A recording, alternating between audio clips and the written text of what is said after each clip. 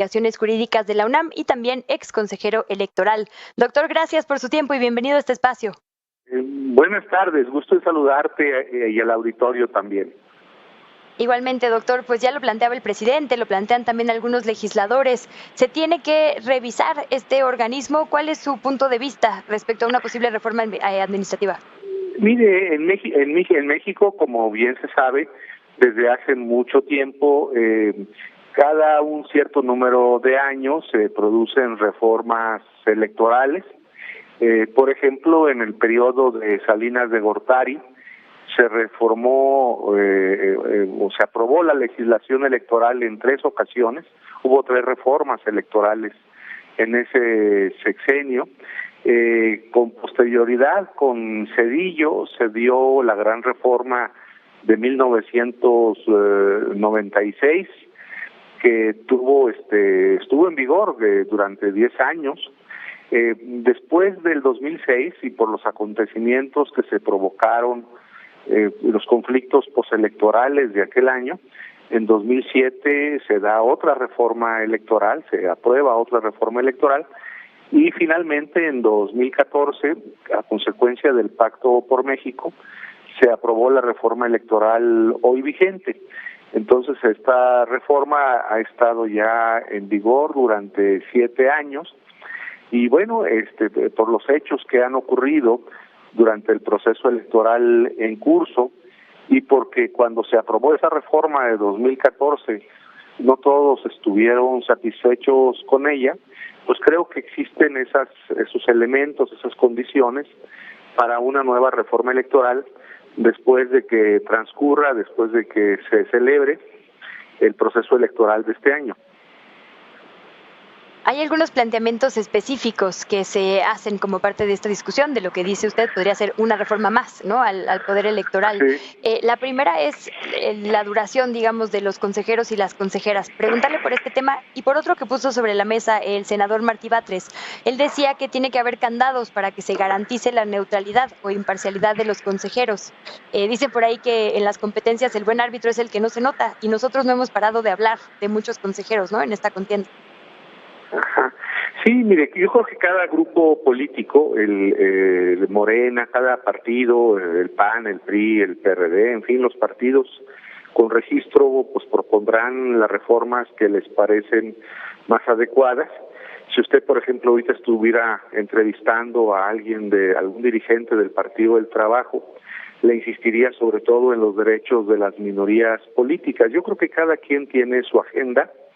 Desde luego, como sabemos, las reformas pues se aprueban con además de con razones, o así debería ser, con razones, con votos, y son las fuerzas políticas mayoritarias, pues en este caso es muy probable que la fuerza política sea Morena, con las demás fuerzas políticas mayoritarias impulsen una reforma electoral. Y cada quien tiene sus inquietudes, sus inconformidades, sus molestias. En el caso de Morena, pues sí, están muy molestos con las declaraciones de algunos consejeros electorales, con su postura ideológica.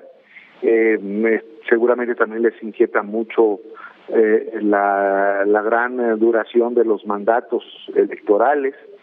Y bueno, es parte de ese juego político, ¿no?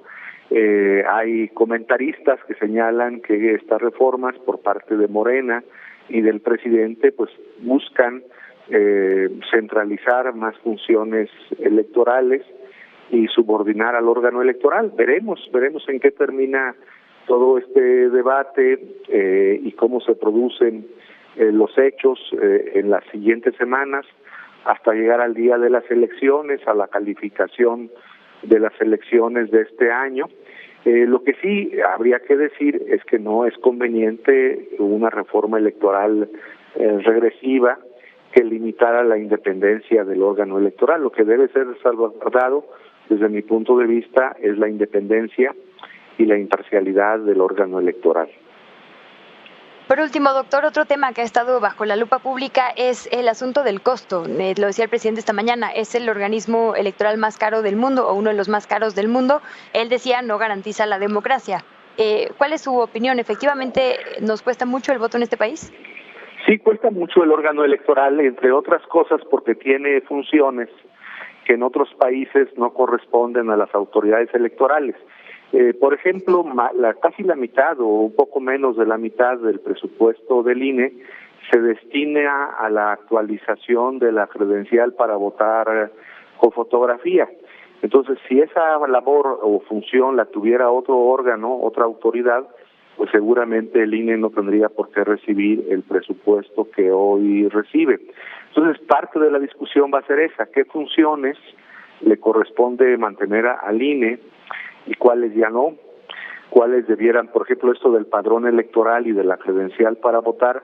Si desde hace muchos años la Secretaría de Gobernación ha reclamado tener esa atribución o función, ¿qué tan conveniente es que los datos personales de millones de ciudadanos estén en manos de la Secretaría de Gobernación?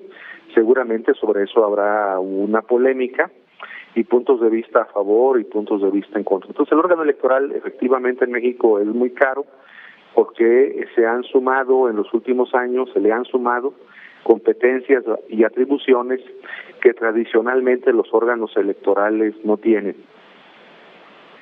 Doctor, pues muchísimas gracias por ayudarnos a comprender de forma más amplia esto que ya es una discusión vigente y que seguirá en las próximas semanas. Si nos permite, mantenemos contacto y por lo pronto le agradezco mucho su tiempo.